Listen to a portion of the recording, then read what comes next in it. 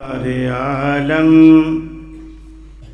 سن لے دعا ہماری، دنیا میں آج رکھ لے شرم و حیا ہماری، پروردگار عالم سن لے دعا ہماری۔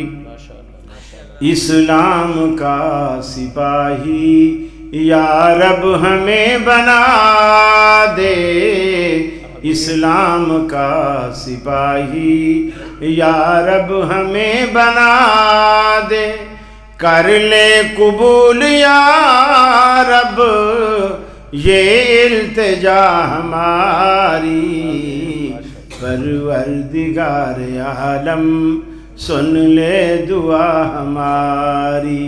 تعلیم دین کا شیدا ہو جائے ہر مسلمان، تعلیم دین کا شیدا ہو جائے ہر مسلمان، تجھ سے صدا رہی ہے یہ التجا ہماری، پروردگار عالم سن لے دعا ہماری۔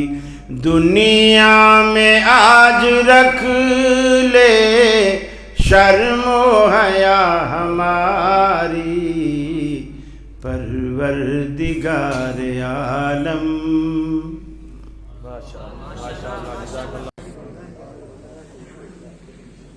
محترم شاہین صاحب نے حکم فرمایا کہ اپنے مخصوص انداز میں، لیکن یہ وضاحت نہیں کی کہ ان کی ہم مخصوص انداز کسے کہتے ہیں۔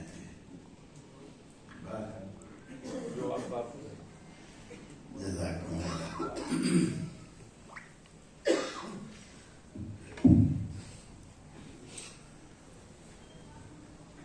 الحمدللہ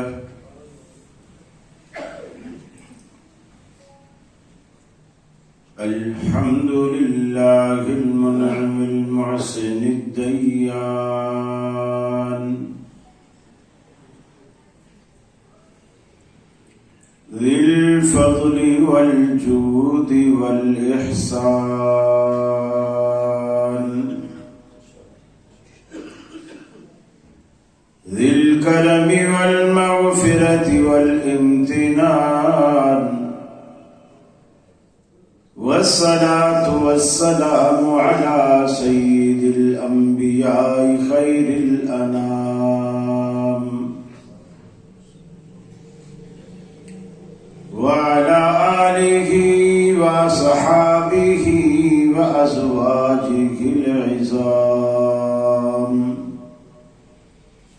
وأتباعه وأحبابه ورفقائه البررة الكرام، أما بعد، فأعوذ بالله من الشيطان الرجيم، بسم الله الرحمن الرحيم،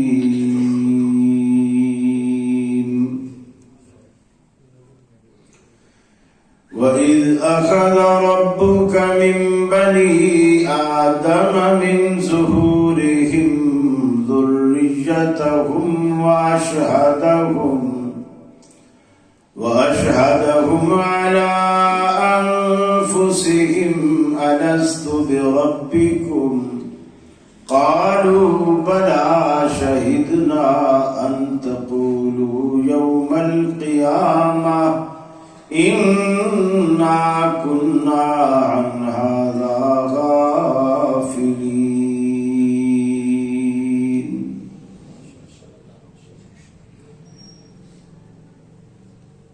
وقال الله تبارك وتعالى: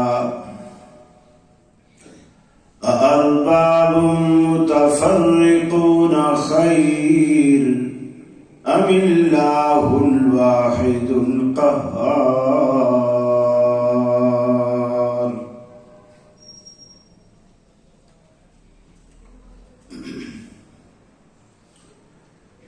یہ مقصد ہے کہ دنیا سے جہالت دور ہو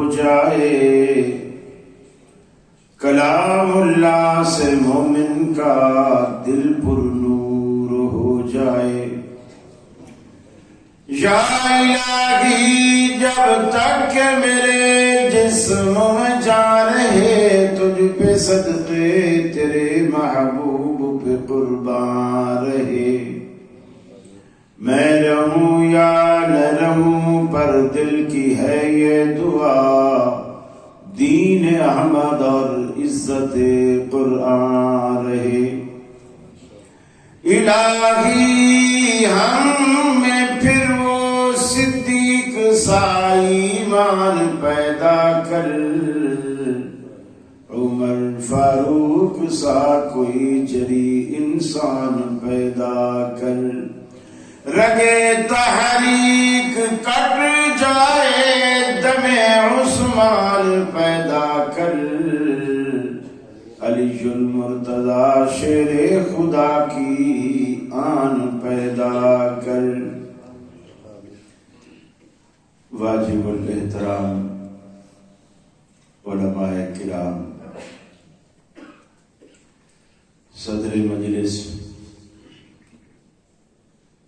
اور بالخصوص محترم فضیلت الاخ حضرت علامہ مولانا عبدالرحمن شاہین حافظہ اللہ،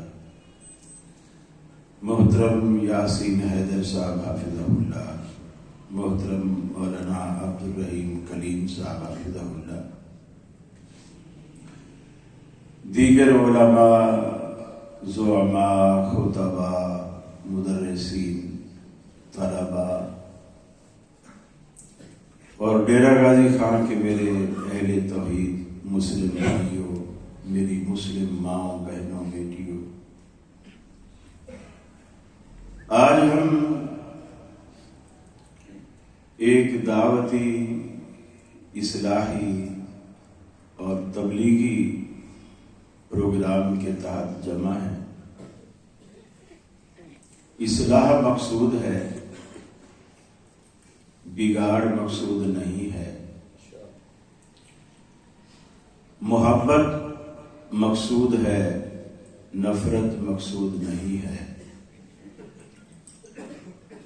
مجھے امید ہے کہ آپ بھی اسی جذبے سے بات کو سنیں گے، سمجھیں گے، مانیں گے اور اپنی زندگی کا حصہ بنائیں گے انشاءاللہ.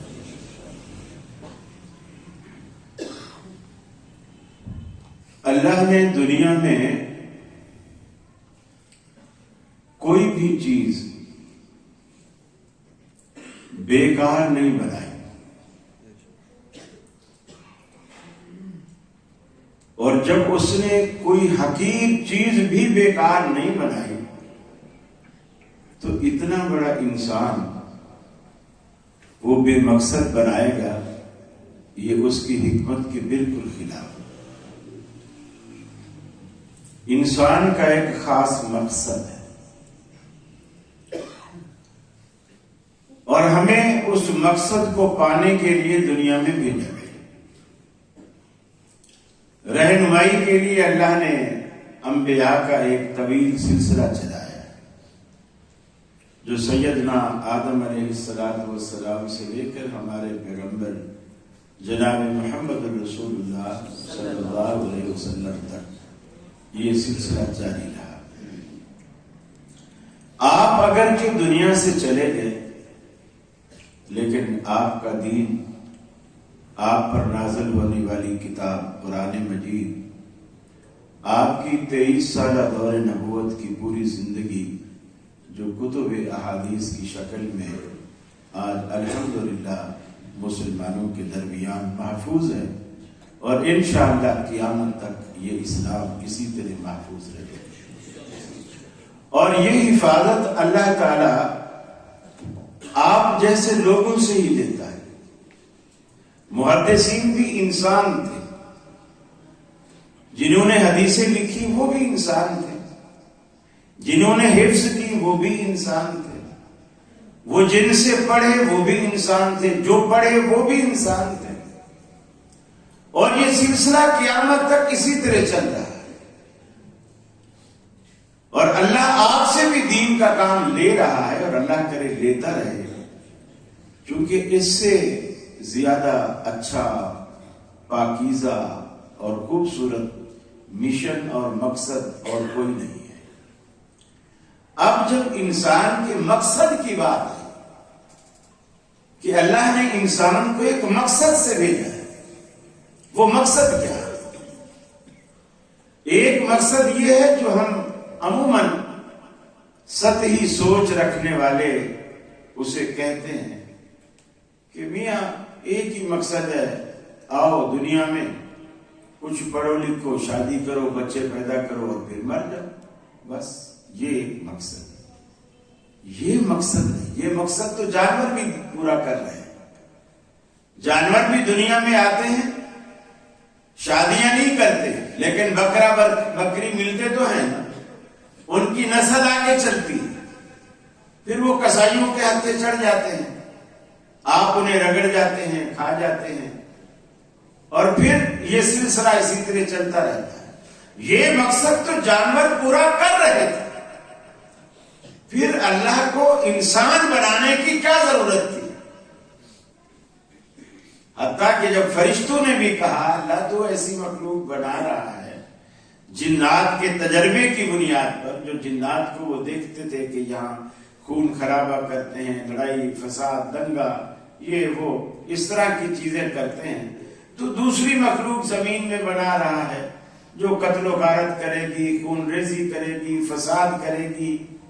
اللہ نے کہا جو رب میں ہوں تم نہیں، جو میں جانتا ہوں وہ تم نہیں جانتے۔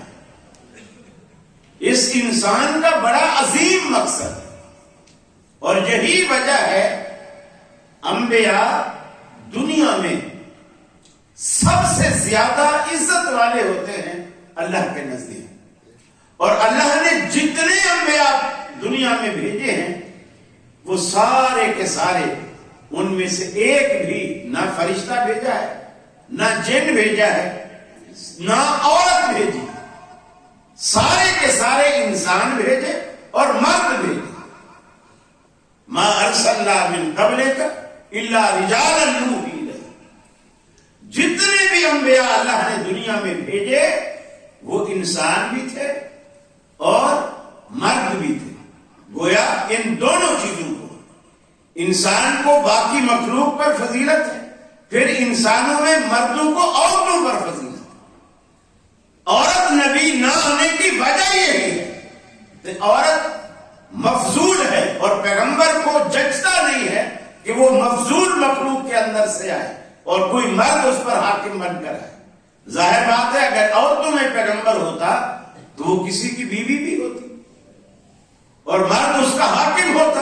یہ پیغمبری شان کے خلاف ہے۔ اللہ نے اس منصب کو ہر اعتبار سے اونچا رکھا، اس لیے کہ انسان کے بھیجے جانے کا مقصد عظیم تھا، اور وہ عظیم مقصد کیا ہے؟ فرمایا وما خلقت الجن والانس الا لیعبدون۔ ایک مقصد ہے جنوں کے پیدا کرنے کا بھی اور انسانوں کے پیدا کرنے کا بھی، کہ وہ اللہ رب العالمین کی بندگی کریں، عبادت کریں۔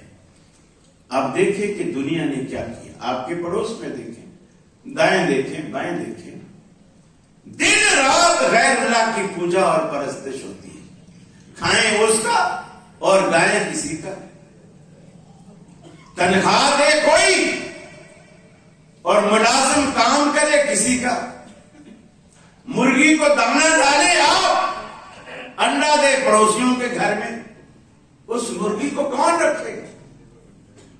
کون رکھے گا اسے؟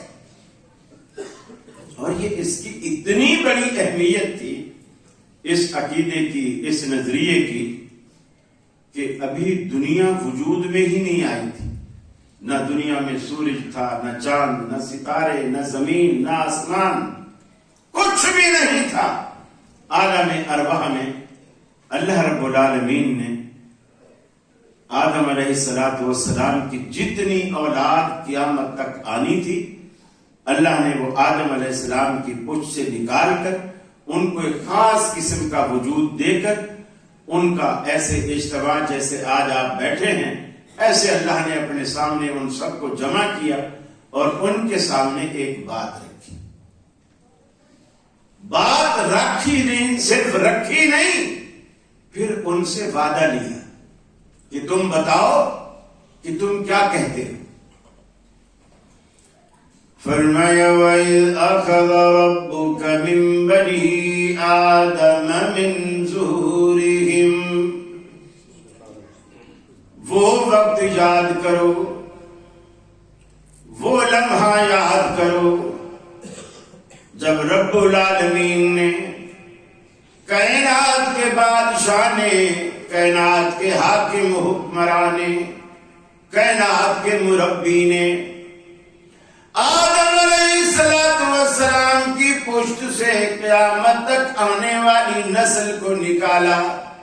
پھر ان کے آگے ایک بات رکھی، عہد و پیمان لیا، میں تمہیں دنیا میں بھیجوں گا، دنیا میں تم میرے مہمان بنو گے، میں تمہارا میزبان بنوں گا، ساری کی ساری زمین کو تمہارے لیے دسترخوان بنا کر بچھا دوں گا، طرح طرح کی نعمتیں سجا دوں گا.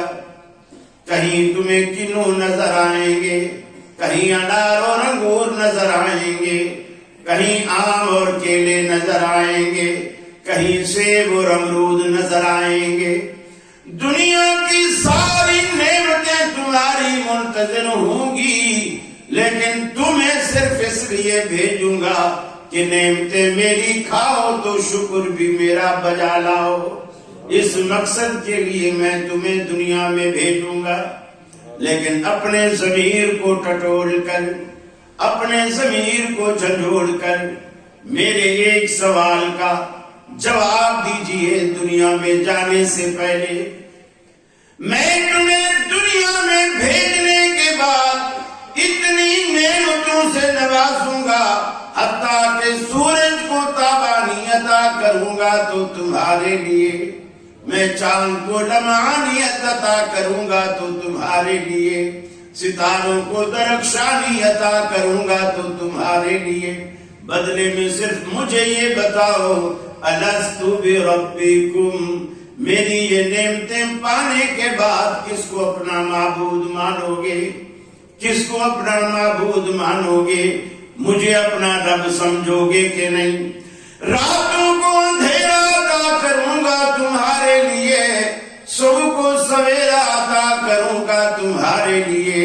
الست بربکم، میری یہ نعمتیں پانے کے بعد بتلاؤ کس کو اپنا معبود مانو گے؟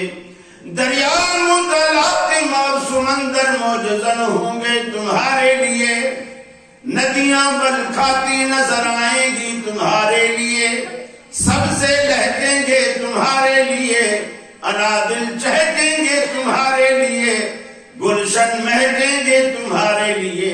الست بربکم، مجھے بتلاؤ میری یہ نعمتیں پانے کے بعد مجھے اپنا معبود مانو گے کہ نہیں؟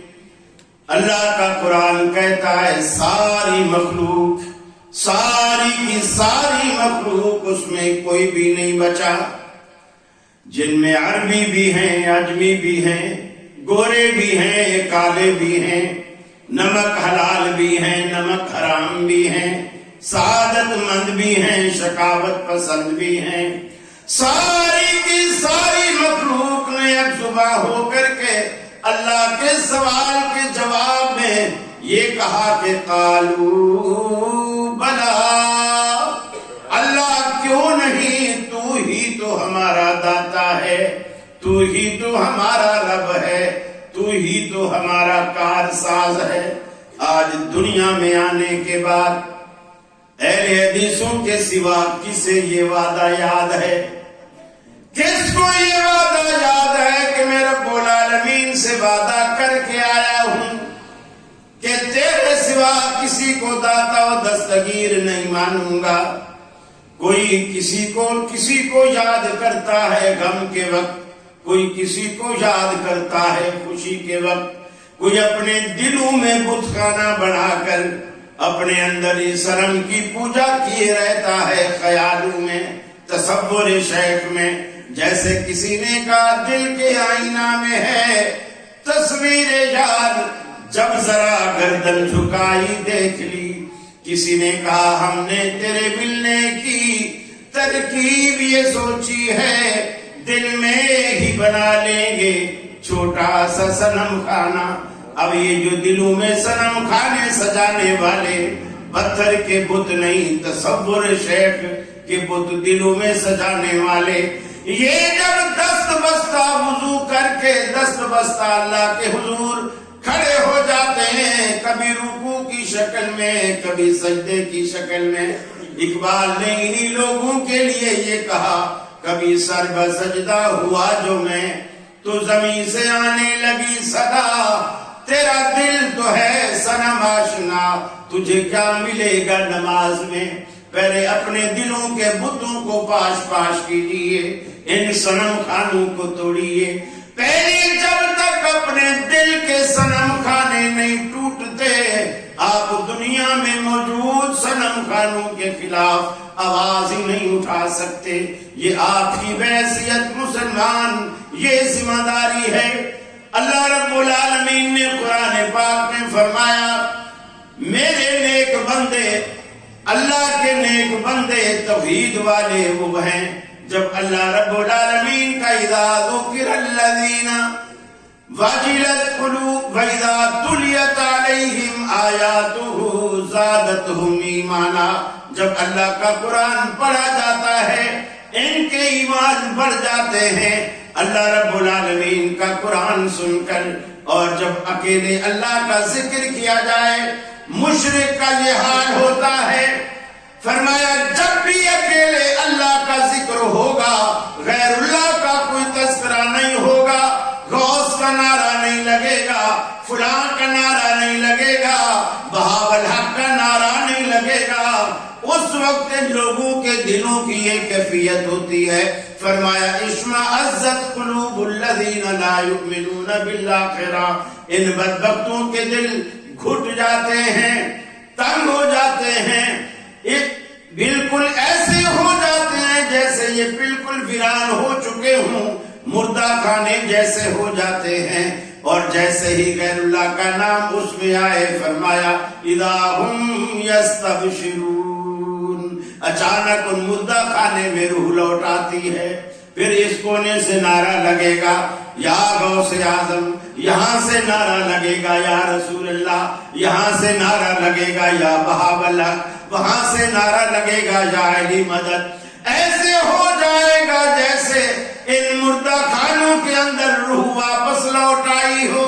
یہ مشرک کی نشانی ہے، اگر توحید سن کر دل گھٹتا ہو، شرک کی باتیں کر کے دل خوش ہوتا ہو، پھیلتا ہو، سمجھ لیجئے کہ آپ کے دل میں ایمان نہیں ہے، آپ کے دل میں شرک بھرا ہوا ہے۔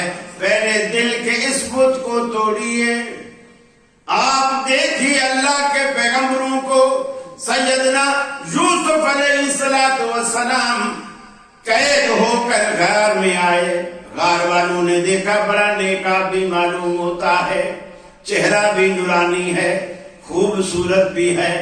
کسی کو خواب آیا، خواب ان کے سامنے رکھ دیا، تو ہمیں بھلا مسلمان معلوم ہوتا ہے، ہمارے اس خواب کی تعبیر تو دیجیے۔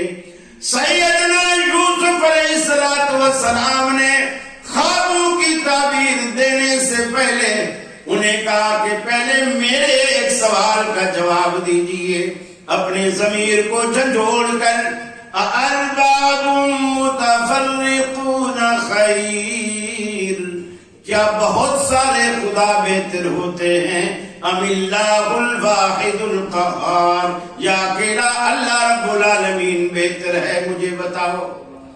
جیل کے اندر بھی توحید کی دعوت دینے سے موحد باز نہیں آتا، ہر جگہ یہ مومن کا شیوا ہے، جہاں بھی جائے گا توحید کا بوٹا لگائے گا، توحید کا ڈنکا بجائے گا، توحید کی دعوت دے گا۔ اور ہم کیسے دعوت دیں گے؟ سچی بات ہے، مجھے تو اہل حدیثوں سے بھی گلا ہے، توحید کی دعوت آپ کیسے دیں گے؟ آپ کے عقیدے بھی کچھ لوگوں کے ساتھ رہ کر، پڑوسیوں کے ساتھ رہ کر ان کے اثر قبول کر لیتے ہیں۔ آپ وہی بولی بولنے لگتے ہیں جو پڑوسی بولتا ہے، آپ بھی وہی بولی بولنے لگتے ہیں۔ میں نے خود کتنے اہل حدیثوں سے سنا جو یہ کہتے ہیں کہ بھائی کیا کروں، گھر میں اتنی بیٹیاں بیٹھی ہیں، رشتے نہیں آتے، بچے جوان ہیں، پڑھے لکھے ہیں، نوکریاں نہیں لگتی، میری 3 4 دکانیں ہیں، 2 ڈور کارنر کی دکانیں ہیں، گاہک نہیں آتے، گھر میں بڑی پریشانی ہے، بیوی بھی بیمار ہے، بچے بھی بیمار ہیں، میں بھی کچھ بیمار ہی رہتا ہوں۔ میں نے مولوی صاحب سے پوچھا، مولوی صاحب نے کہا کسی نے کچھ کرا دیا ہے، اور ایسا کرایا ہے کہ بندش ہو، رشتے بند، تیرے بچوں کی نوکریاں بند، تیری دکان سے گاہک بند، اور تیری صحت بند، ہر چیز بند کرا دی۔ جس نے؟ اس تعویذ دینے والے نے، اس تعویذ دینے والے نے سب کچھ بند کرا دیا۔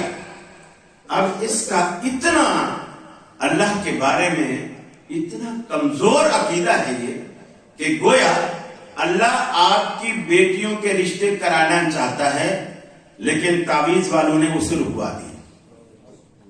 اللہ آپ کی دکان پہ گاہک بھیجنا چاہتا تھا، تعویذ والے نے بندش کرا دی، رکوا دیا۔ اللہ آپ کے بچوں کی نوکری لگانا چاہتا تھا، بیچ میں تعویذ والا آ کے اس نے ایسی تعویذ کی ڈنڈی پھیری، وہ رکوا دی۔ اب مجھے بتائیے طاقتور کون ہوا اس پورے پروسیجر میں؟ وہ مولوی طاقتور ہوا یا اللہ طاقتور ہوا؟ مولوی طاقتور۔ دیکھیے آپ کی یہ مسجد ہے، آپ نے برابر میں کوئی دوسرا پلاٹ خریدا مسجد کی توسیع کے لیے، یہ مسجد کو بڑا کرے۔ آپ کے محلے میں کسی نے جا کے، دوسرے مسلک والے نے جا کے کورٹ میں اسٹے لے لی کہ جی یہ وہابیوں کی مسجد ہم نہیں بننے دیں گے، ادھر یہ پلاٹ جو بنا رہے ہیں ان کو روکو، اور عدالت نے ان کو اسٹے دے دیا اور مسجد بننے سے رک گئی۔ مجھے بتائیے وہ دوسرے مسلک والے جیتے یا آپ جیتے؟ دوسرے مسلک، جس نے رکوایا وہ جیتا۔ جب تعویذ دینے والے نے وہ سارے کام رکوا دیے جو اللہ کرنا چاہتا تھا، تو کون جیتا؟ وہی جیتا نا۔ کہاں گیا آپ کا وہ نعرہ اہل حدیثو؟ وہ نعرہ آپ کا کہاں گیا کہ ان اللہ علی کل شیء قدیر، کہ اللہ ہر چیز پر قادر ہے۔ کیسا قادر ہے؟ نعوذ باللہ من ذالک، وہ تو مولوی سے نعوذ باللہ ہار جاتا ہے، وہ کیسا طاقتور ہے؟ اللہ کے رسول کو سنیے، آپ جب دعا فرماتے ایک جملہ بار بار کہتے، فرمایا اللہم لا مانع لما اعطیت ولا معطی لما منعت۔ اے الہ العالمین، دنیا کی کوئی طاقت ایسی نہیں کہ جسے تو دینے پر آئے تو وہ اسے روک دے، دنیا کی کوئی طاقت ایسی نہیں، اور جسے تو نہ دینے پر آئے دنیا کی کوئی طاقت اسے دے نہیں سکتی، سب کچھ تیرے ہاتھ میں ہے۔ یہ عقیدہ اپنائیے، اس عقیدے کے ساتھ رب العالمین کے حضور کھڑے ہو جائیے، رب العالمین سے التجائیں کیجئے، رب العالمین سے گڑ گڑائیے۔ آپ دیکھیں جتنے بھی انبیاء دنیا میں آئے، جب بھی ان کو مشکل آئی انہوں نے اپنی مشکل میں کس کو پکارا؟ ہمیشہ اللہ کو پکارا۔ اللہ کا قرآن کہتا ہے وَظَنُّونَ إِذْ ذَهَبَ مُغَاضِبًا فَظَنَّ أَن لَّن نَّقْدِرَ عَلَيْهِ فنادى في الظلمات أن لا إله إلا أنت سبحانك إني كنت من الظالمين۔ فرمایا ذرا مچھلی والے کا حال بھی سنو، غضبناک ہو کر ہم سے پوچھے بغیر اپنی بستی چھوڑ کر چل پڑا، وہ یہ سوچ بیٹھا کہ میں دریا پار کر جاؤں گا، رب العالمین کا فیصلہ ہے آج میں تجھے دوسرے کنارے لگنے ہی نہیں دوں گا۔ ڈیرہ غازی خان والوں بتاؤ، اللہ کی مرضی پوری ہوئی یا اللہ کے پیغمبر کی مرضی پوری ہوئی؟ سب کچھ کا مالک اللہ رب العالمین ہے۔ جیسے کشتی میں بیٹھا، کشتی منجھدار میں پھنس گئی، کشتی ڈوبنے لگی۔ ارے لوگوں کے تو عقیدے یہ ہیں کہ پیر عبد القادر جیلانی 10-12 سال پرانی کشتیاں ڈوبی ہوئی بھی ترا دیتے ہیں۔ اس کشتی میں پیغمبر بھی موجود ہے مگر کشتی ڈوب رہی ہے۔ سوچئے تو صحیح، پیغمبر اس کشتی میں موجود ہے، اس کے باوجود کشتی منجھدار میں پھنس گئی۔ لوگ بار بار پورے ڈالتے ہیں، حضرت یونس کے نام آتا ہے، وہ کہتے ہیں یہ نہیں ہو سکتا، یہ تو بڑا شریف آدمی ہے، یہ تو نیک آدمی ہے، یہ تو بھاگا ہوا اپنے مالک کی مرضی سے بھاگا ہوا معلوم نہیں ہوتا۔ پھر پورا ڈالتے ہیں، پھر یونس کے نام۔ اللہ نے بھی ٹھان لی کہ میں نے تمہیں دوسرے کنارے نہیں لگنے دینا۔ اللہ نے بالآخر جب علاقے والوں نے، کشتی والوں نے یونس علیہ السلام کو کشتی سے نکال کر دریا برد کیا، سمندر برد کیا۔ دیکھیے پیغمبر کشتی میں بیٹھا ہے تو کشتی ڈوب رہی ہے، پیغمبر کو کشتی سے نکالا تو کشتی تیرنے لگی۔ کتنا الٹ معاملہ! رب اپنے آپ کو منواتا ہے دنیا والوں، رب میں کھلانے والا رب ہوتا ہے، کھانے والا نہیں ہوتا، سلانے والا رب ہوتا ہے، سونے والا نہیں ہوتا، مشکلیں حل کرنے والا رب ہوتا ہے، مشکلوں میں گھرا ہوا رب نہیں ہوتا، حاجتیں پوری کرنے والا رب ہوتا ہے، حاجت مند رب نہیں ہوتا۔ یہ چیزیں کون سمجھائے گا اور آپ کب سیکھیں گے؟ میرے بھائی ہماری زندگی رہی کتنا گئی ہے کسی کو پتا؟ ابھی 1 مہینہ پہلے آپ کی مسجد کے بہترین نمازی بھائی عبد القیوم صاحب، اللہ انہیں غریق رحمت فرمائے، کروٹ کروٹ جنت نصیب فرمائے۔ میں جب پچھلے سال آیا ہوں، کھانا میں نے انہی کے گھر میں ان کے ساتھ بیٹھ کے کھایا، اور جب باہر ہمیں رخصت کرنے لگے، باہر نکل کے باقی جو ان کے بھائی تھے سب کو بلایا، اور میرا ان سب کے ساتھ میرے ساتھ ان کا تعارف کروایا، یہ میرے بڑے بھائی ہیں، یہ میرے چھوٹے بھائی ہیں، یہ کام کرتے ہیں، یہ کام کرتے ہیں۔ آج بھی میں اسی گھر میں آیا، کھانا بھی کھایا ہے، مگر وہ موجود نہیں، وہ موجود نہیں۔ کسی کو کوئی پتہ نہیں کب لال چلے گا بنجارا، سب ٹھاٹ پڑا رہ جائے گا جب لال چلے گا بنجارا۔ میرے بھائی اس زندگی سے، اس عمر سے، اس صحت سے، اس موقع اور فرصت سے فائدہ اٹھائیے، اور ابھی آپ کے پاس وقت ہے۔ یاد رکھ لو دنیا اسی طرح چل رہی، آنے جانے کا کھیل جاری ہے، کوئی کیا جانے کس کی باری ہے، سر پہ منڈلا رہا ہے اسرائیل، موت کا خوف دل پہ طاری ہے، آخر کار سب جدا ہوں گے، 4 دن کی یہ رشتہ داری ہے، یوں تو میٹھا بہت ہے جام حیات، مگر آخری گھونٹ اس کا کھاری ہے، لیکن پینا سب نے ہے، وہ کھاری گھونٹ ہم سب نے پینا ہے، سب اپنی اپنی باری کا انتظار کر رہے ہیں۔ رب العالمین نے اسرائیل کے ہاتھ میں وہ لسٹ تھما دی، کس دن، کس وقت، کس جگہ، کس کا کیس تو نہیں کرنا ہے، کس کو موت کے گھاٹ اتارنا ہے، کس کو دنیا سے برزخ کی طرف لے جانا ہے۔ اللہ رب العالمین نے وہ چیزیں مقرر کر دی۔ پھر آگے جو کام آنے والی، جس سے آپ کی نماز کی قیمت لگے گی، آپ کے روزے کی قیمت لگے گی، آپ کے حج کی قیمت لگے گی، آپ کے خیرات صدقات کی قیمت لگے گی، آپ کے ذکر اذکار کی قیمت لگے گی، آپ کی قربانیوں کی قیمت لگے گی، وہ چیز توحید ہے۔ اس کے بعد اگر توحید آپ کے پلے نہیں ہے، اللہ کی قسم آپ کی قربانیاں بیکار، آپ کی نمازیں بیکار، آپ کے مسجدیں بنانا بیکار، مدرسے کھولنا بیکار، قرآن پڑھنا پڑھانا بیکار، اگر توحید کی نعمت سے آپ معروم ہیں۔ یہ توحید بنیادی چیز ہے۔ جب اللہ رب العالمین آپ کے اعمال کو قبول کرے گا، بدلے میں رب العالمین آپ کو جنت دے گا، بدلے میں رب العالمین آپ کو جنت دے گا۔ یقین مانیے جنت کی ساری نعمتیں اللہ نے فرشتوں کے لیے نہیں، آپ کے لیے بنائی ہیں۔ جبریل کو تو آم کے ذائقے کا بھی پتہ نہیں کہ آم کھٹا ہوتا ہے کہ میٹھا ہوتا ہے، اس نے تو صرف شکل دیکھی ہے، ذائقہ کبھی نہیں چکھا۔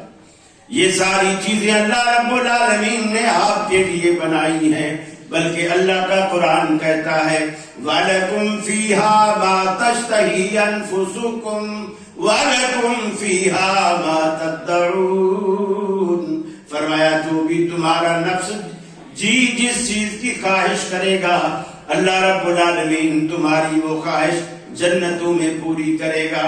ہر وہ چیز تمہیں عطا کرے گا جس چیز کا رب العالمین نے تم سے وعدہ کیا ہے، اللہ اپنے سارے وعدے پورے کرے گا۔ آپ کی پوری زندگی جنت کے اندر ایسی ہو جائے گی، دنیا کے بڑے بڑے بادشاہوں نے بھی وہ ٹھاٹ باٹ نہیں دیکھے ہوں گے جو رب العالمین اپنی جنت میں ایک ادنا جنتی کو عطا کرنے والا ہے۔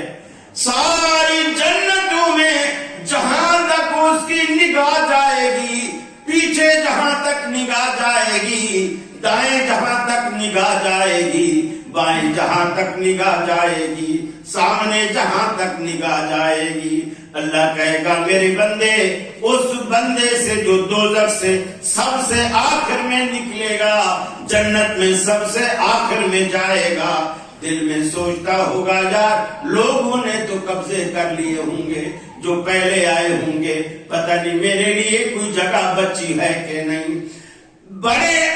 بڑی للچاتی نظروں سے رب العالمین کی طرف دیکھے گا، اور پھر رب العالمین سے للچائے انداز میں کہے گا الہ العالمین دوزخ کی طرف تو میرا منہ ہے، میرا منہ جنت کی طرف کر دے۔ اللہ کر دے گا، پوچھے گا اور تو نہیں مانگے گا، کہے گا نہیں مانگوں گا۔ کچھ دیر کے بعد جنت میں آگے دروازے کھلے دیکھے گا، باغات دیکھے گا، پھلواریاں دیکھے گا، ندی نالے بہتے دیکھے گا۔ الہ العالمین مجھے ذرا وہاں تک تو جانے دے۔ اللہ وہاں تک لے جائے گا اور تو نہیں مانگے گا۔ اللہ کہے گا، وہ بندہ کہے گا اللہ اور کچھ نہیں مانگوں گا۔ حدیث میں آتا ہے 3 دفعہ وہ اس کے بعد دور بڑا خوبصورت محل اور باغ دیکھے گا، اللہ وہاں تک جانے دے۔ اللہ کہے گا میرے بندے جہاں سے تو چلا ہے، جہاں تو کھڑا ہے، اور دائیں اور بائیں اور آگے اور پیچھے جہاں تک تیری نگاہ جا رہی ہے، میں نے یہ سارا رقبہ تیرے لیے متعین کیا تھا۔ یہ سب سے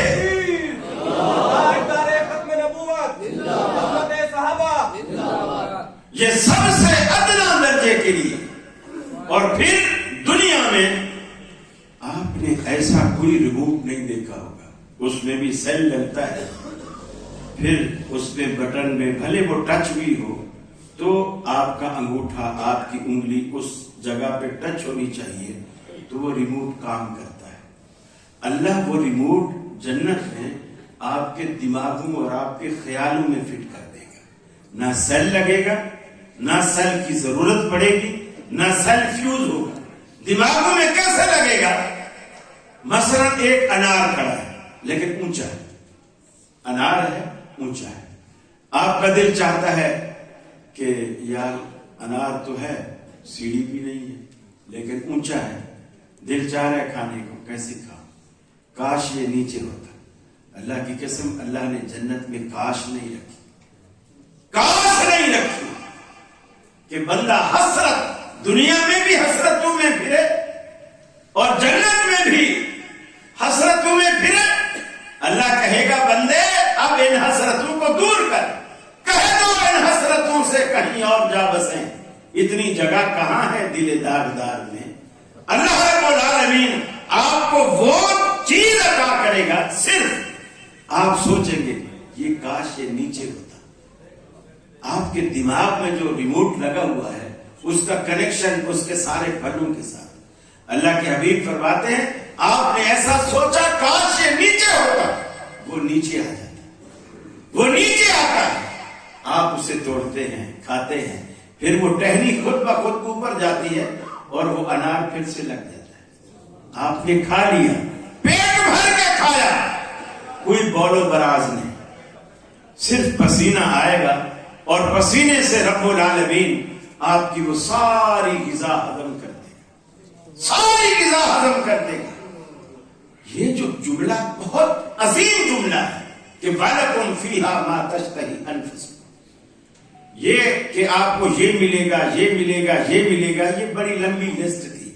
اللہ نے ایک ایسی بات کہہ دی کہ میرے بندے بس تو میرا بن جا, جنت میں تجھے وہ ملے گا جو تو چاہے گا, جو تو چاہے گا. میں چاہوں گا نہیں, جو تو چاہے. سید طاؤن شاہ بخاری رحمت اللہ علیہ جماعت احرار کے بانی تھے. انگریز کے خلاف بڑا جہاد کیا انہوں نے.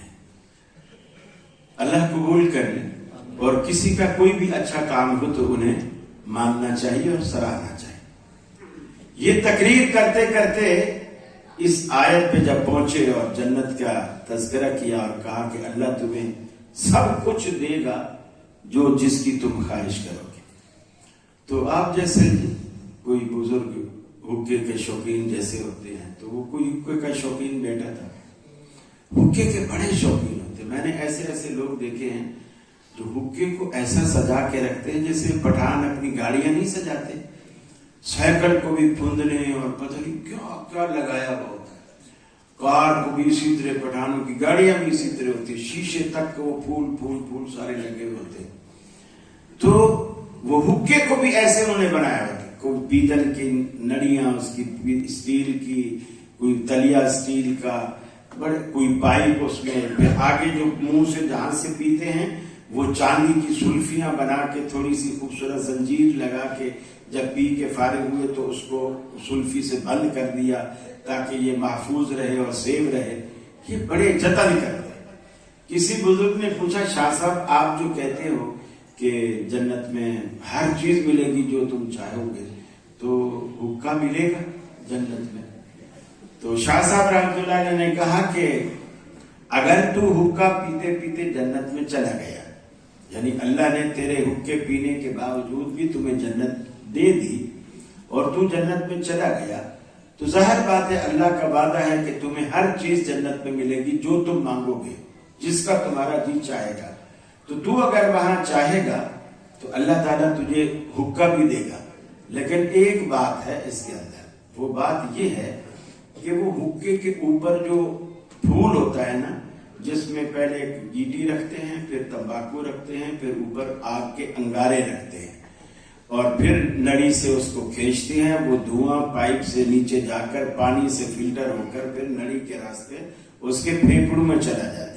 تو شاہ صاحب رحمہ اللہ نے فرمایا کہ جنت میں حقہ تو تجھے ملے گا, لیکن وہ انگار لینے کے لیے تجھے دوزخ میں جانا پڑے گا, اس کے لیے تمہیں دوزخ میں جانا پڑے گا, اس لیے کہ جنت کے اندر آگ نہیں. تو اس لیے اس چیز کی عادت آپ ابھی سے ختم کر دیجئے جس کے لیے آپ کو کچھ دوزخ میں بھی جانا پڑے, اس کی عادت ابھی سے ختم کر دیجئے.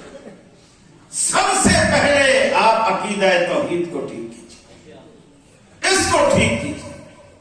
اللہ کے سوا کسی کے آگے سر کو نہ جھکائیے.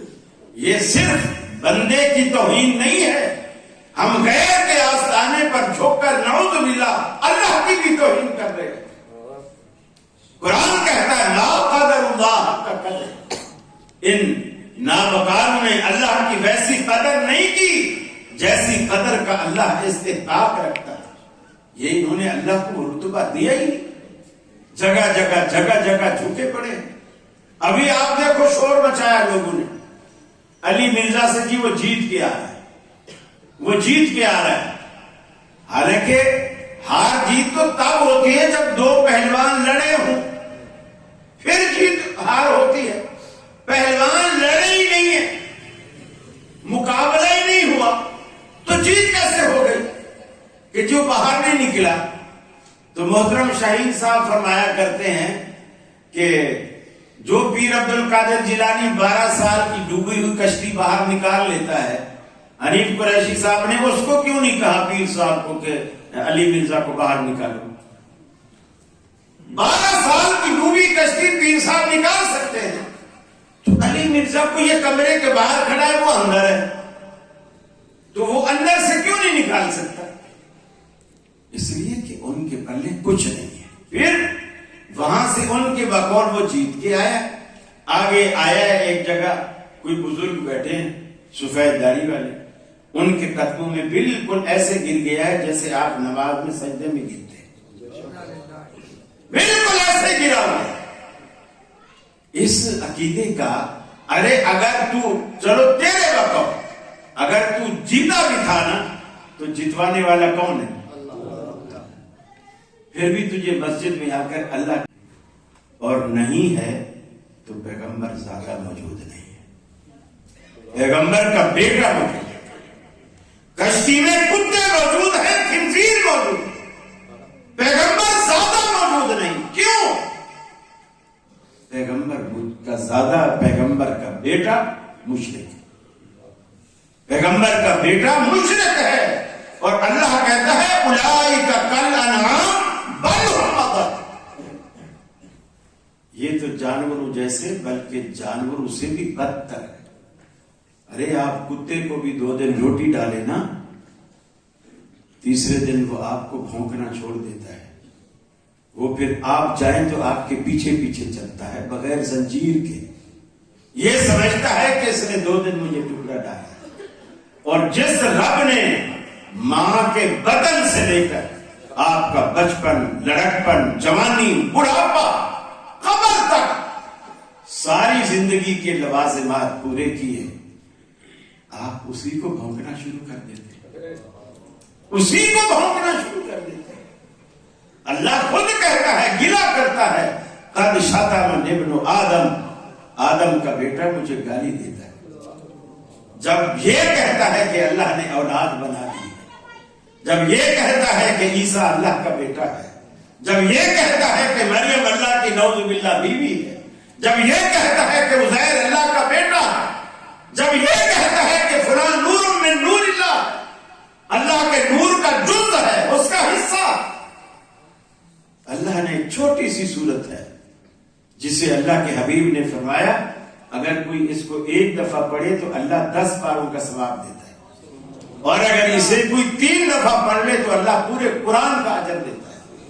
اور وہ سورہ کون سی ہے؟ سورہ اخلاص. اس کے اندر ہے کیا؟ ساری توحید.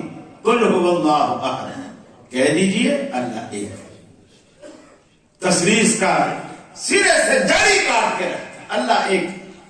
اللہ الصمد, اللہ بے نیاز ہے, اس کو کسی کی ضرورت ہی نہیں.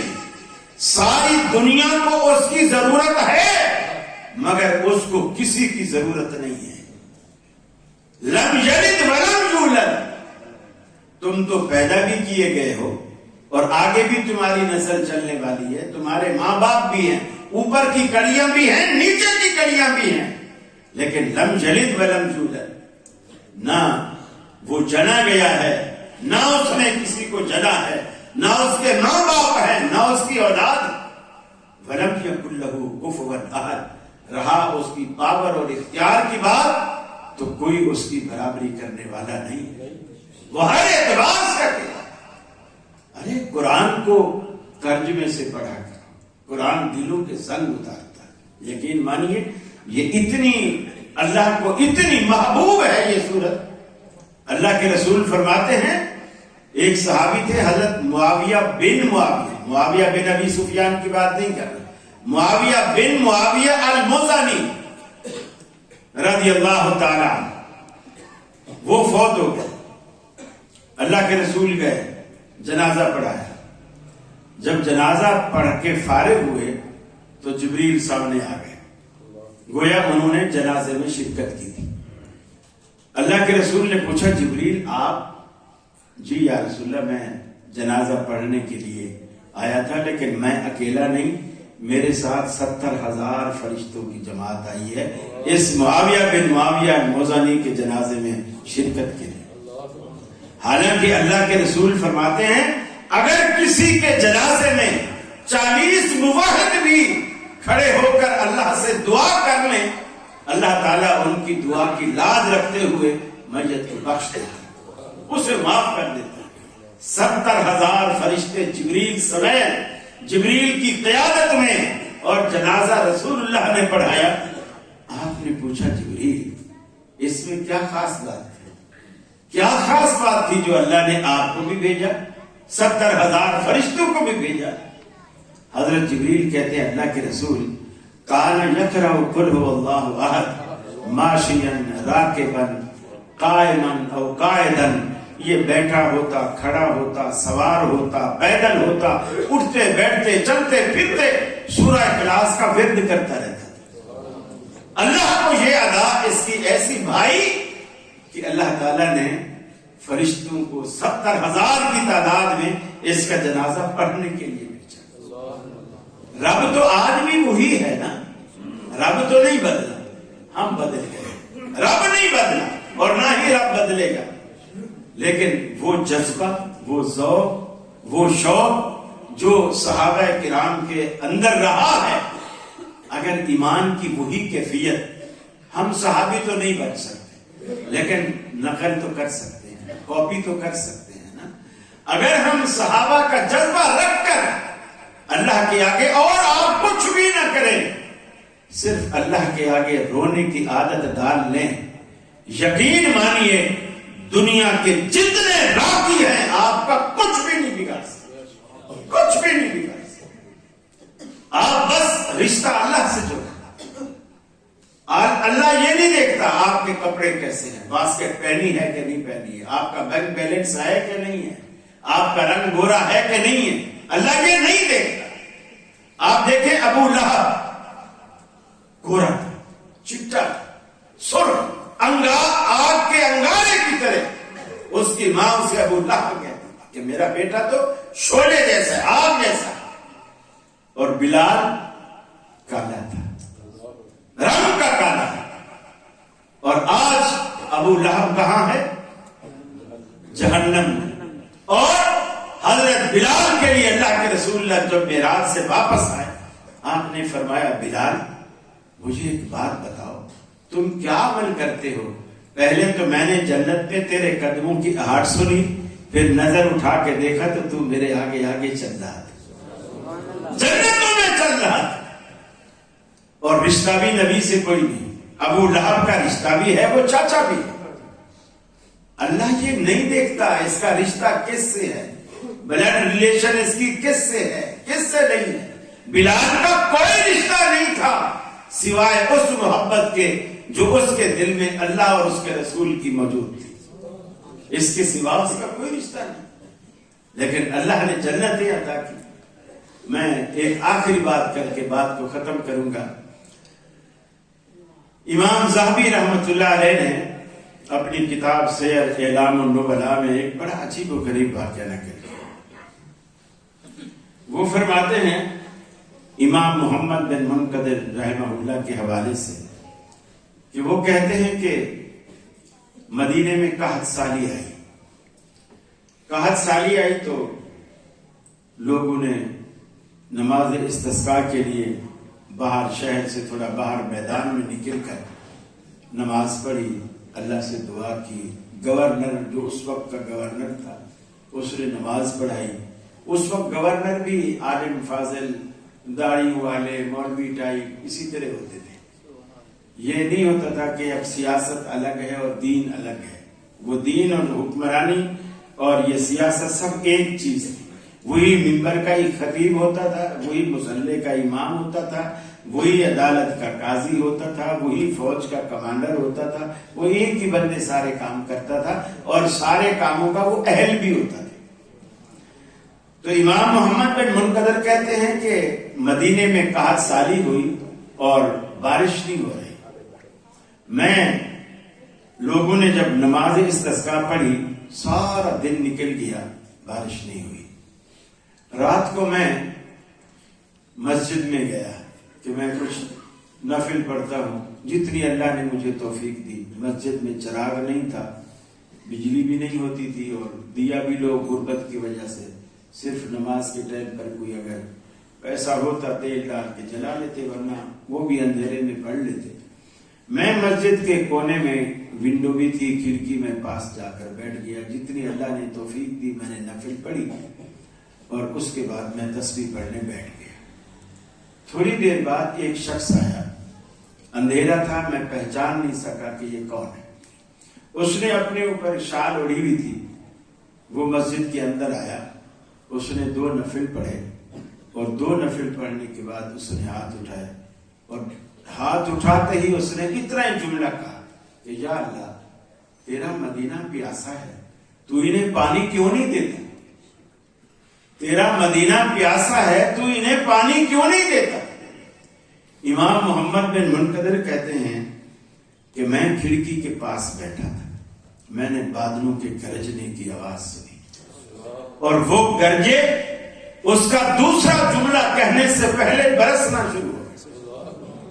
یہاں تو ہمارے یہاں تو مشہور ہے نا، جو گرجتے ہیں وہ برستے نہیں، لیکن وہ برسے۔ امام محمد بن منقدر کہتے ہیں کہ وہ شخص جو دعا مانگ رہا تھا، اس نے جیسے ہی بادلوں کی گرج اور بارش شروع ہوئی، اس نے دعا مانگنی چھوڑ دی اور رونا شروع کر دیا، اور کہا اللہ، میرے اندر ایسی کیا بات ہے کہ میں جب بھی تجھ سے کچھ کہتا ہوں تو فوراً مان لیتا ہے؟ میرے اندر ایسی کیا بات ہے، میں جب بھی کچھ کہتا ہوں تو مان لیتا ہے؟ امام محمد بن منقدر کہتے ہیں کہ میرے دل میں اس کے لیے ایک محبت پیدا ہو گئی کہ یار یہ تو اللہ والا ہے، اس سے دوستی کرنی چاہیے اور یہ جاننا چاہیے کہ یہ کون ہے، کیا کام کرتا ہے، کدھر رہتا ہے۔ کہتے ہیں اس سے بڑی عجیب بات پھر میں نے یہ دیکھی کہ کچھ دیر کے بعد مؤذن آیا مسجد کے اندر، اندھیرا ابھی بھی ہے، اور ویسے بھی اللہ کے رسول کی سنت بھی یہی ہے، اندھیرے میں آپ نماز سے فارغ ہونے کے بعد بھی اندھیرا ہوتا تھا۔ یہاں تو لوگوں کی نماز شروع ہونے سے پہلے ہی چاندنا ہوتا ہے، وہ نماز ختم ہونے کے بعد بھی اندھیرا ہوتا تھا۔ مؤذن آیا، اور مؤذن جب آیا تو اس نے اذان دی، اور یہ شخص خاموشی سے شال اوڑھ کر مسجد سے باہر نکل گیا۔ کہتے ہیں کہ میں حیران بیٹھا تھا کہ تہجد تو نفل ہے، یہ فرض ہی نہیں ہے۔ مؤذن نے اذان دی ہے فرض نماز کے لیے، یہ نفل پڑھ رہا ہے، فرض نہیں پڑھ رہا، اور اذان ہوتے ہی مسجد سے نکل گیا، جبکہ حدیث میں آتا ہے اذان سن کر شیطان مسجد سے باہر آتا ہے۔ اور یہ مسلمان ہے، اور پھر اللہ سے اس کی اتنی دوستی ہے کہ یہ اللہ سے کہتا ہے تو اللہ مان لیتا ہے۔ یہ عجیب، اس کو سمجھ نہیں آ رہی۔ کہتے ہیں میں بیٹھا ہوا تھا، کچھ دیر کے بعد لوگ اذان کے بعد مسجد میں آنا شروع ہوئے۔ جب مسجد میں آنا شروع ہوئے تو جب 4-5 لوگوں کا جتھا اندر آیا نا، تو میں نے دیکھا کہ ان کے بیچ میں وہ شال والا شخص وہ بھی اندر آ گیا۔ اب میں نے اپنے طور پر یہ اندازہ لگا لیا کہ یہ صرف اپنی تہجد کو چھپانے کے لیے یہ باہر نکلا تھا، کہ کوئی یا مؤذن یا کسی کو بھی یہ پتہ نہ چلے کہ میں اذان سے پہلے ادھر آ کے بیٹھا تھا۔ باہر اس لیے نکلا ہے تاکہ باہر والے لوگ جب اندر آئیں تو وہ بھی انہی کے ساتھ گھل مل کے اندر آ جائے، تاکہ لوگ یہ سمجھیں کہ جس طرح وہ ابھی آیا ہے یہ بھی ابھی آیا ہے۔ وہ آیا، اس نے نماز پڑھی، جب جماعت ہوئی اس نے نماز پڑھی۔ کہتے ہیں اب میری نظریں اسی بندے پر ٹکی ہوئی ہیں۔ نماز ہو گئی، لوگ نکلنا شروع ہو گئے، یہ بھی نکلا، اور میں بھی خاموشی سے اس کو بتائے بغیر اس کا پیچھا کرنے لگا۔ میں چلتا گیا، آبادی ختم ہو گئی، آبادی ختم ہو گئی اور جنگلات کا تھوڑا ایریا آیا، وہ بھی ختم ہو گیا۔ اس کے بعد ویرانہ ایک میدان آیا، اس میدان کے اندر کچھ خیمے لگے ہوئے، جو کپڑے کے، جو خانہ بدوش بناتے ہیں نا، لکڑی اور کپڑے کا تمبو سا بنا لیتے ہیں، خیمے لگے ہوئے۔ یہ ایک خیمے کی طرف گیا، میں بھی اس کے پیچھے پیچھے چلا گیا۔ وہ خیمے کے اندر گھس گیا، میں باہر رک گیا، چونکہ اخلاقاً کسی کے گھر میں اس کی اجازت کے بغیر جانا مناسب نہیں تھا۔ میں نے باہر کھڑے ہو کر پوچھا کہ بھائی کیا میں اندر آ جاؤں؟ اس نے کہا اندر کوئی نہیں ہے، آ جاؤ۔ میں اندر چلا گیا، میں نے دیکھا کہ بس ایک بیٹھنے کی کچھ چٹائی بچھی ہوئی ہے اور میں بھی ایک طرف کونے میں، اس نے مجھے کہا بیٹھ جاؤ، میں بھی بیٹھ گیا۔ بات کوئی نہیں، نہ وہ مجھ سے بات کر رہا ہے نہ میں بات کر رہا ہوں۔ وہ یہ سوچ رہا ہے کہ میں کچھ کہوں، میں یہ سوچ رہا ہوں کہ یہ کچھ کہے۔ اسی خاموشی میں نے اس کے خیمے میں چاروں طرف نظر ڈالی، کچھ چیزوں کا جائزہ لینے لگا کہ مجھے کچھ آئیڈیا ہو کہ یہ بندہ کون ہے اور پیشے کے لحاظ سے کون ہے۔ میں نے دیکھا کہ کچھ پرانے کچھ نئے چمڑے کے ٹکڑے، دھاگا سلائی والا اور سوئی، یہ چیزیں مجھے ملی، تو مجھے آئیڈیا یہ ہوا کہ یہ پیشے کے لحاظ سے یہ شخص موچی ہے، پیشے کے لحاظ سے یہ شخص موچی ہے۔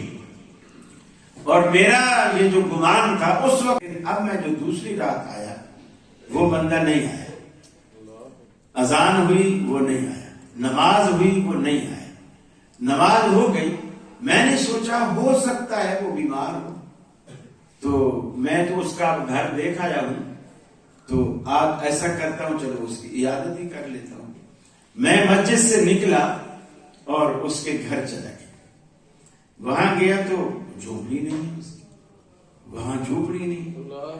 میں نے ادھر ادھر دیکھا تو جو دوسری جھوپڑیاں تھیں، ایک جھوپڑی کے بعد ایک بوڑھی بیٹھی ہوئی تھی۔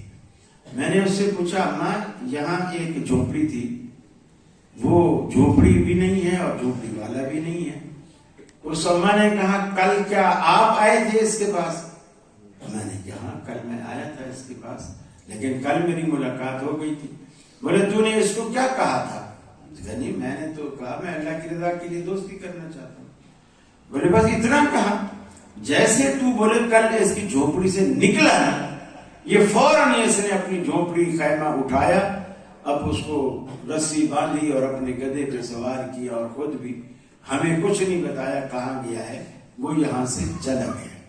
امام محمد بن منقدر کہتے ہیں اس کے بعد میں جب تک زندہ رہا اس کو مدینے میں، مدینے کے باہر، آس پاس جہاں بھی مجھے موقع ملتا میں اس بندے کو تلاش کرتا رہا، لیکن وہ بندہ نہیں ملا۔ ڈیرہ غازی خان والوں، میں آپ کو یہ واقعہ سنا کے صرف ایک بات کرنا چاہتا ہوں، وہ موچی ہے جس کو آپ رشتہ دینا بھی پسند نہیں کرو گے اور رشتہ لینا بھی پسند نہیں کہ میری نسبت موچیوں سے ہو، لیکن اللہ کے ہاں اس کی قیمت دیکھو۔ پورا مدینہ اور گورنر نماز استسقاء پڑھتے ہیں، دعا کرتے ہیں، اللہ بارش نہیں دیتا، اور وہ موچی رات کو آ کے اللہ سے کہتا ہے بارش دے، اللہ نے جل تھر بارش برسا دی۔ اللہ یہ نہیں دیکھتا آپ کا رنگ کیا ہے، آپ کا پیشہ کیا ہے، آپ کے کپڑے کیسے، اللہ یہ دیکھتا ہے کہ تو میرے لیے مخلص کتنا۔ بس یہ اخلاص اپنے اندر پیدا کر لیجیے، اور اس کے لیے اللہ رب العالمین نے آپ کو دعوت دی ہے۔ فرمایا قال ربکم ادعونی استجب لکم، تمہارا رب، تمہارا داتا، تمہارا پالنہار تمہیں کہتا ہے ادعونی استجب لکم، مجھے پکارا کرو، میں تمہاری دعاؤں کو، میں تمہاری پکار کو قبول کرتا ہوں۔ اے میرے بندے کیوں گلا کرتا ہے کہ میرے تیری فریاد کو ٹکڑا مجھے سنا تو صحیح، دست سوال اٹھا تو صحیح، ارے طلب کا دامن دامن میرے سامنے پھیلا تو صحیح، میرے بندے تیرے آنے میں دیر ہو سکتی ہے، میرے راضی ہونے میں ہرگز دیر نہ ہوگی۔ قال ربکم ادعونی استجب لکم، میرے بندو مجھے پکارا کرو جب بھی دکھی ہوتے ہو، ضرورت مند ہوتے ہو۔ اللہ کے رسول سے اللہ رب العالمین کہتا ہے میرے محبوب اگر آپ کہو تو میں مدینے کا اونٹ پہاڑ آپ کے لیے سونا بنا دوں۔ اللہ کے حبیب فرماتے الہ العالمین مجھے صبح کو اتنا دے کہ شام کو پھر تجھ سے مانگنا پڑے، شام کو اتنا دے کہ صبح پھر تجھ سے مانگنا پڑے، اس لیے کہ تجھ سے مانگنے کی لذت، تجھ سے مانگنے کی عادت میری یہ زندگی بھر کبھی ختم نہ ہو۔ مسلمانوں اللہ سے مانگنے کی عادت ڈالو، نیرے وہابی نہ بن جاؤ، اللہ رب العالمین سے مانگا کرو۔ امام کچھ کہے، مقتدی کچھ کہے، مفتی کچھ کہے، آپ مسجد میں نہ مانگے لیکن گھر میں بیٹھ کر مصلی بچھا کر اللہ کے حضور مانگا کیجئے، مانگنے کی عادت ڈالیے، پھر دیکھیے رب العالمین کی طرف سے آپ پر رحمتوں کی برکھا کیسے برستی ہے، آپ کے بچوں کی نوکریاں کیسے لگتی ہیں، آپ کی بچیوں کے رشتے رب العالمین جہاں آپ کے وہم و گمان میں بھی نہیں ہوں گے، رب العالمین مؤذن کو سنو تو اس وقت تم وہی الفاظ دہراؤ جو مؤذن کہہ رہا ہے۔ اب یہ دو الگ الگ حکم ہیں، اس پہ تطبیق کی صورت میرے نزدیک یہ ہے جب مؤذن کہتا ہے اشہد ان محمد رسول اللہ سے پہلے جب محمد تک آتا ہے آپ کہیں صلی اللہ علیہ وسلم، اور جب رسول اللہ پورا کہہ دیتا ہے اب آپ کہیں اشہد ان محمد رسول اللہ، تو آپ کا دونوں حکموں پر عمل ہو جاتا ہے۔ میرے نزدیک تطبیق کی یہ صورت ہے، باقی علماء سے آپ معلوم کریں۔ یوٹیوب کی کمائی دیکھیے یوٹیوب کی کمائی نہیں ہوتی، اصل میں آپ بھی مولویوں کو کنفیوز کرتے ہیں، یوٹیوب کو میں بھی جانتا ہوں، وہ ایسے پیسے نہیں دیتا، یوٹیوب پیسے دیتا ہے جو اس آپ کے پروگرام کے اندر اشتہار آتے ہیں، جو کمرشل آتے ہیں، ان کمرشل کے کچھ پیسے یوٹیوب خود رکھتا ہے، 4 آنے آپ کو بھی دیتا ہے، 2 آنے آپ کو بھی دیتا ہے۔ اب آپ ہمیں یہ بتائیں کہ آپ کے پروگرام میں کس طرح کے اشتہاروں کا الاؤ ہے، چونکہ یہ الاؤ بھی آپ کرتے ہیں، یوٹیوب خود نہیں کرتا، آپ ایکسیپٹ کرتے ہیں، وہ کہتے ہیں ہماری آپ پالیسی سے جو ہیں وہ راضی ہیں، آپ جب اس کو ایکسیپٹ کرتے ہیں تو آپ کی ارننگ شروع ہوتی ہے، وہ بھی کچھ شرائط ہیں اس کی۔ پھر اگر تو ان اشتہاروں میں ادھر آپ ناصر مدنی کو لگایا ہوا ہے اور ادھر کچھ کنجریاں ناچ بھی رہی ہیں برابر میں، اور اسی کے پیسے آپ کو مل بھی رہے ہیں، بظاہر آپ کہہ رہے ہیں میں ناصر مدنی کو دیکھ رہا ہوں، حالانکہ یوٹیوب والے آپ کو پیسے اس کنجری کے دے رہے ہیں۔ اب آپ خود فیصلہ کریں کہ آپ کی کمائی کیسی ہوگی، اس کی کچھ شرائط ہیں، مثلا آپ یہ پابندی لگا دیں جی میرے ویڈیو کے دوران صرف دارالسلام کی کتابوں کے اشتہار آئیں گے، روح افزا کا اشتہار آئے گا، کوئی میڈیسن کا اشتہار آئے گا، اس میں لڑکی کوئی نہیں آئے گی، میرا خیال ہے وہ اشتہار دیکھے گا بھی کوئی نہیں۔ آج کل تو بلیڈ کا بھی اشتہار ہو تو بھی لڑکی دکھائی جاتی ہے، حالانکہ بلیڈ کا لڑکی سے کیا تعلق ہے، صرف بیچنے کے لیے ٹی وی ٹاک شو میں بھی کمائی، وہی چیز۔ تقدیر کیا ہے، ہم گناہ کرتے ہیں۔ تقدیر اللہ رب العالمین کا وہ علم اور وہ اندازہ ہے جو اس نے قیامت تک آنے والی حالات اور واقعات اس نے ایک اندازہ کر رکھا ہے کہ یہ ایسے ہوگا، یہ تقدیر ہے، یہ اللہ کا علم ہے، اللہ کا گیس ہے، اور اللہ کا گیس کبھی غلط نہیں ہوتا۔ ہمیں نہیں بتایا اس نے کہ میں نے تمہارے بارے میں کیا گیس کر رکھا ہے، یہ بالکل ایسا ہے جیسے ایک کلاس میں 10 طالب علم پڑھتے ہیں، ان میں سے 2 طالب علموں کے بارے میں ان کا کلاس ٹیچر کہتا ہے کہ یہ جو جنید ہے یہ بورڈ ٹاپ کرے گا، یہ جنید بورڈ کو ٹاپ کرے گا، اور یہ جو سلیم ہے یہ فیل ہوگا، سلیم فیل ہوگا۔ آپ نے یہ بات ڈائری میں لکھ کے رکھ لی کہ جنید بورڈ ٹاپ کرے گا اور سلیم فیل ہوگا۔ جب رزلٹ آیا تو واقعی پورے بورڈ کو جنید نے ٹاپ کیا تھا اور سلیم فیل ہوا تھا۔ تو کیا یہ اس وجہ سے اس نے ٹاپ کیا کہ ٹیچر نے کہا تھا یہ ٹاپ کرے گا، یا اس لیے سے سلیم فیل ہوا کہ ٹیچر نے کہا تھا یہ فیل ہوگا؟ اگر ٹیچر یہ نہ کہتا پھر ٹاپ کس نے آنا تھا، سلیم نے کہ جنید نے؟ جنید نے ٹاپ کرنا تھا۔